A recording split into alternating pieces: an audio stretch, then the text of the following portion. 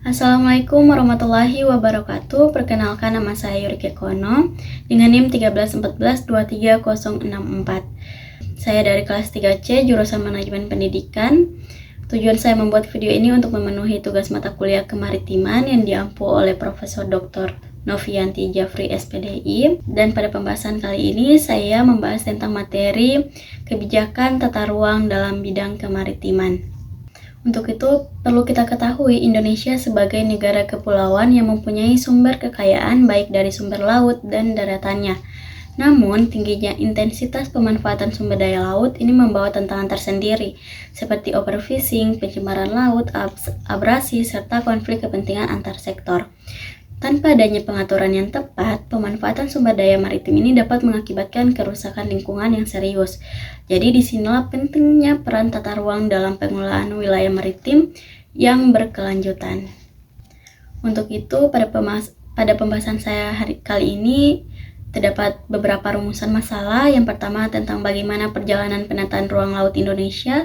Yang kedua, bagaimana penataan ruang terintegrasi perencanaan pengelolaan laut. Ketiga, tentang apa saja yang dihadapi dalam pengaturan tata ruang di wilayah maritim. Keempat, bagaimana pengelolaan laut ini bisa berhasil dan berjalan optimal.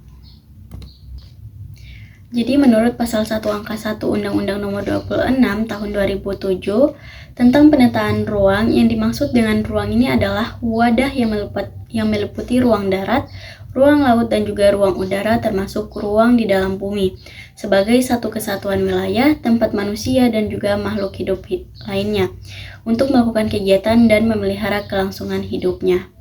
Ini merupakan pengertian dari penataan ruangan yang dimaksud oleh Undang-Undang Nomor pada tahun 2007. Nah, pada proses perjalanan penataan ruang laut Indonesia, aktivitas penataan ruang ini terus berjalan hingga memasuki era kemerdekaan, bahkan meluas ke ranah institusi dan akademik meskipun masih dalam kendali pemerintahan Hindia Belanda. Sebagai lembaga tata ruang pertama di Indonesia yang didirikan Pemerintah Republik Indonesia di Yogyakarta, Balai Tata Ruang Pembangunan atau disingkat sebagai BTRP ini hadir pada tahun 1947. Nah, pada perjalanan penata ruang laut Indonesia pada periode 1990-an, ini perluas cara pandang mulai terjadi akibat wacana yang berkembang dari serangkaian seminar tata ruang, antara lain seminar tentang city planning atau perencanaan kota di tahun 1952 dan 1954 yang diselenggarakan oleh Badan Pelaksana PBB dan seminar 1958 di Tokyo yang khusus membahas regional planning atau perencanaan wilayah. Selanjutnya memasuki periode 1960-an. Itu tentang perspektif tata ruang ini meskipun masih menitik beratkan kawasan perkotaan dan masih bersifat parsial dan sektoral. Namun mulai diiringi perluasan cakrawala pemikiran dalam penataan ruang. Selanjutnya pada periode 1970-an, itu implementasi pendekatan pengembangan wilayah ini mulai digadang dan dianggap sebagai solusi di dalam mempercepat pembangunan suatu wilayah. Dan pada tahun 1982, ini tentang ketentuan pokok pengelolaan lingkungan hidup dan keputusan Presiden Republik Indonesia nomor 32 tahun 1900 tentang kriteria dan pola pengelolaan kawasan lindung dan beberapa peraturan mengenai analisis dampak lingkungan. Beranjak ke periode 1990-an, pada masa awal diwarnai dengan langkah lanjutan menuju penempatan aturan penataan ruang setelah surut dari perhatian selama lebih dari 1 dekade. Nah, di dalam prosesnya, penata ruang ini melakukan tinjauan yang komprehensif tentang wilayah seperti penduduk, sumber daya alam, sumber daya buatan, sosial, ekonomi, fisik, serta merumuskan tujuan, sasaran, dan target pengembangan di dalam wilayah kemaritiman. Maka hadirlah Undang-Undang Nomor 23 Tahun 2014 tentang pemerintahan daerah untuk mengganti Undang-Undang Nomor 32 Tahun 2004 dengan imbas utama terhadap penataan ruang pesisir dan laut yang dikarenakan ketentuan baru dan menetapkan bahwa penyelenggaraan urusan pemetaan bidang kehutanan, kelautan, serta energi dan sumber daya mineral dibagi antara pemerintah pusat dan juga daerah provinsi. Nah, ada pun Undang-Undang Kelautan Tatanan Perencanaan Ruang Laut itu terdapat pertama perencanaan tata ruang laut nasional, kedua tentang bagaimana perencanaan zonasi wilayah pesisir dan pulau-pulau kecil, ketiga tentang perencanaan zonasi kawasan laut. Selanjutnya di dalam penataan ruang maritim di Indonesia, ini ada 7 pilar kebijakan kelautan yang ada pada wilayah Indonesia. Yang pertama tentang pengelolaan sumber daya kelautan dan pengembangan sumber daya manusia.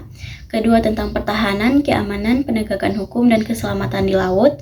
Ketiga tentang tata kelola dan kelembagaan laut. Keempat tentang ekonomi dan infrastruktur kelautan dan peningkatan kesejahteraan. Kelima tentang pengelolaan ruang laut dan perlindungan lingkungan laut. Keenam budaya bahari, dan terakhir itu diplomasi maritim. Inilah yang menjadi ke-7 pilar kebijakan kelautan Indonesia. Berikut masuk pada pembahasan sumber daya dan jasa lingkungan laut. Nah, pada luasnya hamparan laut Indonesia ini terkandung beragam sumber daya dan jasa lingkungan dengan potensi yang lebih dari cukup untuk mencapai derajat kemandirian, bahkan berpeluang untuk didayagunakan dalam memasok dan melayani kebutuhan global, baik sumber daya hayati dan non-hayati, sumber daya non-konvensial, hingga jasa kelautan yang merupakan varian lumbung kekayaan yang dimiliki bangsa ini dari laut. Untuk seluruhnya, ini memiliki deposit bernilai ekonomis dan ekologis yang dapat melambungkan perekonomian nasional dan ketergantungan kelestarian global. Adapun sumber daya hayati itu yang pertama terumbu karang, yang kedua mangrove, yang ketiga tentang padang lamun, yang keempat perikanan, dan yang terakhir biolog dan lainnya. Kemudian yang termasuk di dalam sumber daya hayati, non-hayati itu ada minyak dan gas bumi, yang kedua mineral dan batu bara, dan yang ketiga itu air laut. Adapun yang termasuk dalam jasa lingkungan itu seperti transportasi, pariwisata, dan juga kemaritiman. Dan sumber daya non-konvensial itu seperti panas bumi, pasang surut, serta arus dan gelombang.